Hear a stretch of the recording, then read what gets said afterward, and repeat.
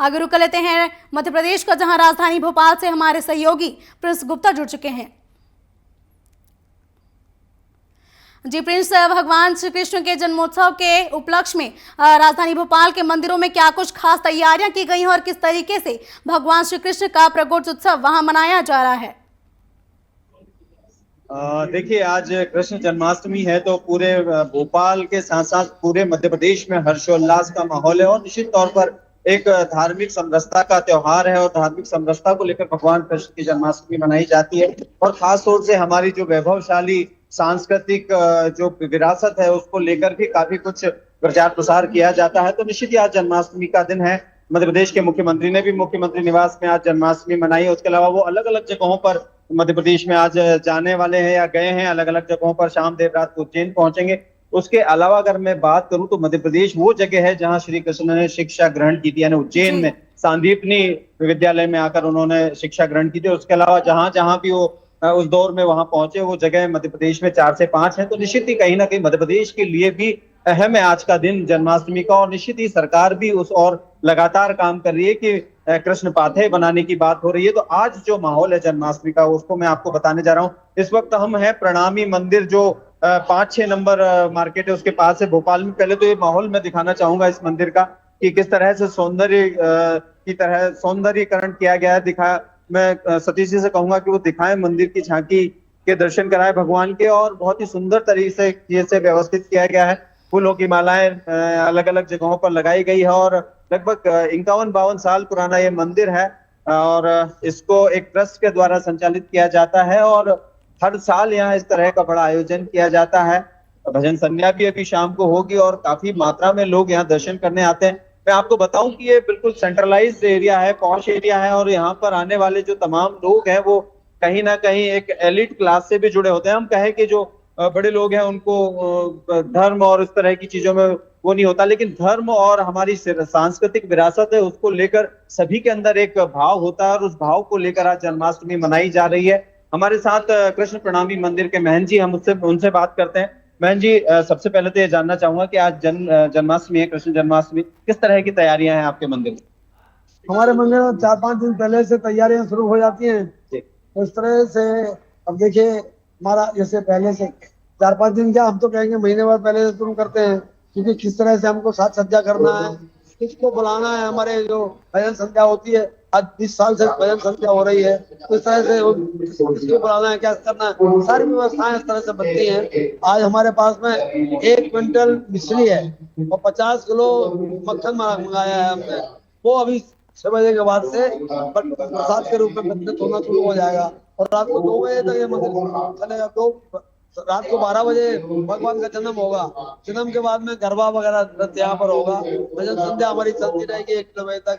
तो इस तरह से आप 12 बजे आप आकर देखेंगे तो यहाँ के इतनी मतलब रात को 12 बजे मना अंधेरा हो जाता है, लेकिन यहाँ आपको पूरी धूम मिलेगी और पूरी भीड़ मिलेगी। बिल्कुल, यानी कि भक्ति भाव का पूरा आनंद कृष्ण प्रणामी इस मंदिर में देखने को मिलेगा, जैसा कि महंत जी ने बताया।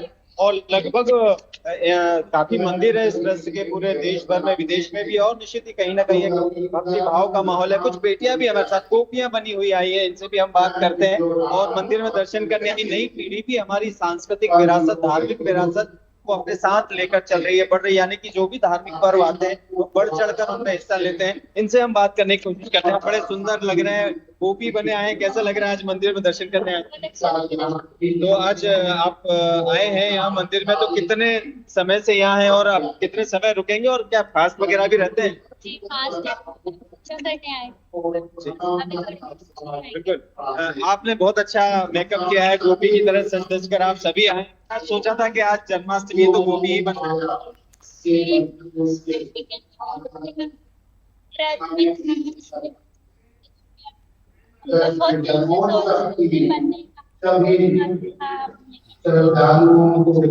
और आप बहुत छोटी छोटी गोपियां हैं और बड़े सुंदर तरीके से तैयार हुई है, ड्रेस बड़े अच्छे आप लोगों ने ड्रेस तैयार की, तो कुछ सोचा होगा कि आज जन्माष्टमी है तो इस तरह की ड्रेस ही पहनना है।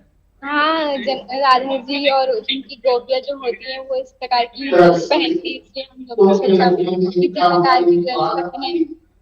और मेकअप भी किया, उसमें बहुत हमें समय लगा मेकअप करने में, मेकअप करने में ही लगा। मेकअप करने में टाइम लगा, लेकिन बहुत सुंदर लग रहे हैं। आपने तो गजरा वजरा भी लगा रखा है, मतलब कृष्ण भक्ति में पूरी डूबी हुई दिख रही है आप, क्या कहें? अच्छा लग रहा है।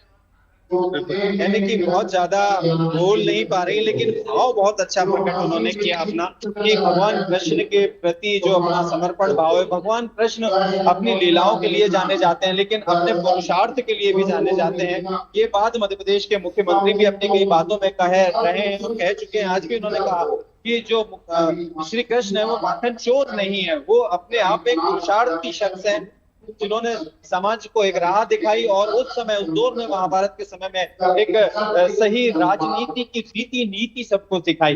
यानी कि श्री कृष्ण एक भाव है, एक प्रेम है, तो कहीं ना कहीं राजनीति के एक परिणाम पुरुष भी हैं। तो निश्चित तौर पर यह भी कहा जा सकता है कि पूरे मध्य प्रदेश के 3200 से अधिक जो मंदिर है, वहां जो जन्माष्टमी का पर्व शासकीय स्तर पर मनाया जा रहा है।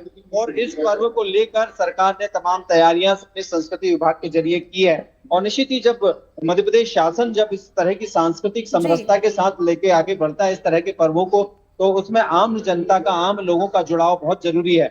मुख्यमंत्री ने भी ये कहा था आज की हमारी कोशिश है कि जो नई पीढ़ी है वो हमारी वैभवशाली विरासत, संस्कृति और धर्म से जुड़े, उसे आत्मसात करे। विश्व जब हमें अपना रहा है, हम जब कहीं ना कहीं विश्व गुरु रहे और वापस विश्व गुरु बनने की ओर बढ़ रहे हैं, जो हमारी खोई हुई प्रतिष्ठा है, मान है, उसको वापस हासिल कर रहे हैं, तो हमारी जो सांस्कृतिक विरासत है, हमारी धार्मिक विरासत है, उनसे हम आगे बढ़ाएं। और वो आगे जब बढ़ेगी जब हमारी ये नई पीढ़ी उससे जुड़ेगी। और ये नई पीढ़ी का भाव अभी आपने देखा कि किस तरह से इन लोगों ने अपनी बात रखी और तैयार होकर आए हैं। और कहीं ना कहीं एक बात ये इनके मन में है कि आज भगवान श्री कृष्ण का जन्मदिन है, आज प्रकट हुए थे।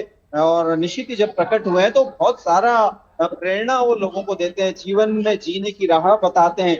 भगवान कृष्ण एक ऐसे देव हैं, एक ऐसे शख्स रहे हैं, जो ऐसे भगवान रहे हैं, जो कहीं ना कहीं आम जनता के बीच में एक समरसता के साथ जीने की एक नई दिशा दिखाते हैं, पुरुषार्थ की बात करते हैं, कर्मण्येवाधिकारस्ते मा फलेषु कदाचन की बात करते हैं। यानी कि फल की चिंता मत कीजिए, कर्म करते जाइए तो निश्चित ही जीत आपकी होगी। यानी कि हर बात में भगवान श्री कृष्ण जीत को प्रथम रखते हैं और अपने पुरुषार्थ की बात करते हैं। जब आप पुरुषार्थ की बात करते हैं तो स्वाभाविक है कि आप अपने विकास को भी उससे जोड़ते हैं। हमारा समाज, हमारा देश, हमारा प्रदेश, हमारा विश्व, हम तो ये भी कहते हैं कि सारा विश्व हमारा है और सारे विश्व को हम अपना परिवार मानते हैं। भारत की एक ऐसी सोच है और उस सांस्कृतिक और धार्मिक विरासत के साथ हम विश्व में कहीं ना कहीं अपनी एक अलग छाप छोड़ते हैं।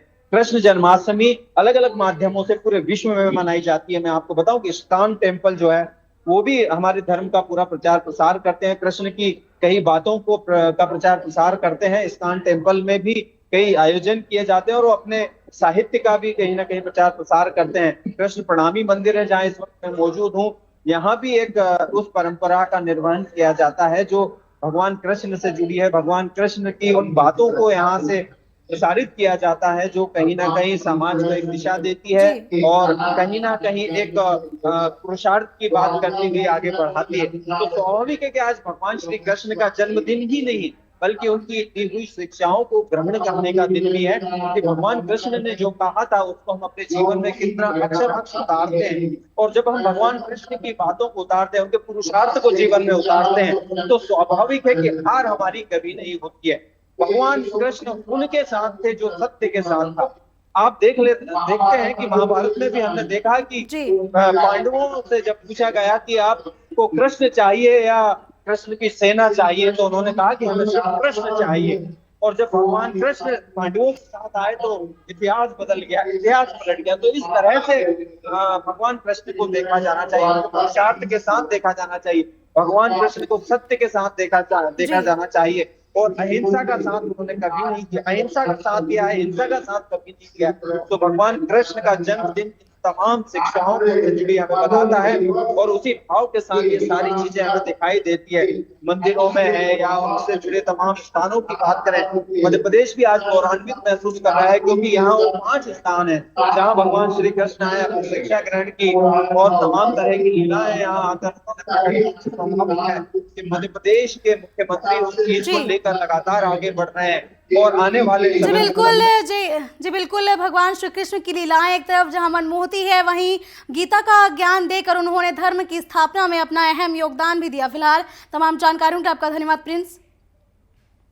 और यह थे हमारे सहयोगी प्रिंस गुप्ता जिन्होंने बताया कि जो है मध्य प्रदेश के भी अलग अलग मंदिरों में भगवान श्री कृष्ण की झांकियां तैयार की गई हैं। इसके साथ ही कृष्ण मंदिरों में सुबह से ही भक्तों की लंबी कतारें देखी जा रही है और भगवान श्री कृष्ण की नटखट लीलाएं एक तरफ जहां सबका मन मोह लेती हैं, वहीं दूसरी तरफ उनका पुरुषार्थ है जो उनको सबसे अलग बताता है। इसके साथ ही उन्होंने गीता का उपदेश देकर धर्म की स्थापना करने में भी अपनी अहम भूमिका अदा की है।